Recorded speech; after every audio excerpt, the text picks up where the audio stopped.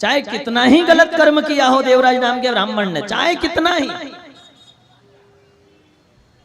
उसके बावजूद भी 5 मिनट की कथा ने शिव के कैलाश पहुंचा दिया। मात्र 5 मिनट की कथा ने।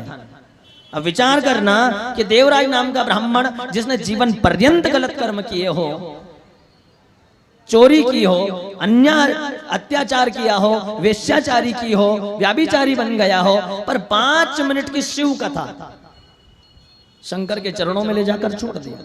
कैलाश पर्वत पर यमराज महाराज कहने लगे कि ये देवराज नाम का ब्राह्मण तो बड़ा पापी था, इसने तो कर्म गलत किए हैं और कर्म के अनुसार फल देने का काम भगवान का है। तो भगवान ने कहा यमराज से, चाहते क्या हो? बोले इसको नरक में डालो।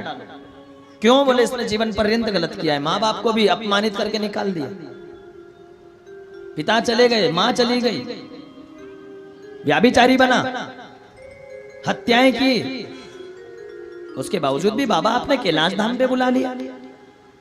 अब दयालु मेरे शंकर की कृपा देखो, यमराज से कहने लगे यमराज तू कौन है? बोले मैं काल। और मैं कौन हूं? बोले आप महाकाल। तो मेरे शंकर ने कहा कि तू काल बनकर अगर किसी के जीवन में आता है तो जीवन दान देने के लिए मैं महाकाल बनकर उसके जीवन में प्रवेश कर जाता हूं। फिर उसके जीवन में संकट का कोई आसरा नजर नहीं आता कि इसके जीवन में संकट आएगा।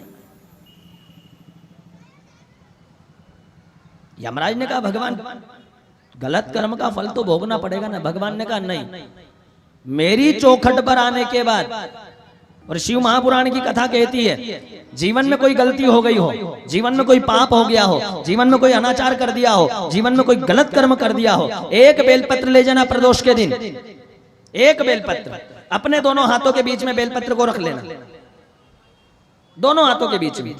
कोई जीव हत्या हो गई हो, कोई पाप हो गया हो, जुबान से कोई गलत शब्द निकल गया हो, हमारी वजह से किसी को ठेस पहुंच गई हो, एहसास हो गया कि हमने गलती की है, एक बेलपत्र लेना, हाथ में रखना, बाबा के दर पे जाना, प्रणाम करना, अपने मन का भाव, मुझसे ये गलती हो गई है, मुझसे ये पाप हो गया है बाबा, आज के बाद ये गलती कभी दोबारा नहीं दोहराई जाएगी, एक बार माफ कर दो। और वो बेलपत्र जो है हाथ का, वो भगवान शंकर के शिवलिंग पर ऊपर नहीं रखना है, सामने चिपकाना है।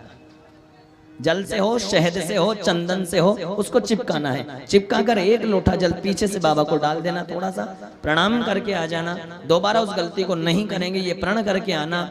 कितना बड़ा भी पाप अगर हो गया हो जीवन में, कितना बड़ा भी, तो मेरा शंकर उस पाप को धो करके आपको शुद्ध तरीके से भक्त बना देगा और अपनी चौखट पर बुला लेगा। एक बेलपत्र का परिणाम यह होता है, देवराज नाम के ब्राह्मण ने यही किया,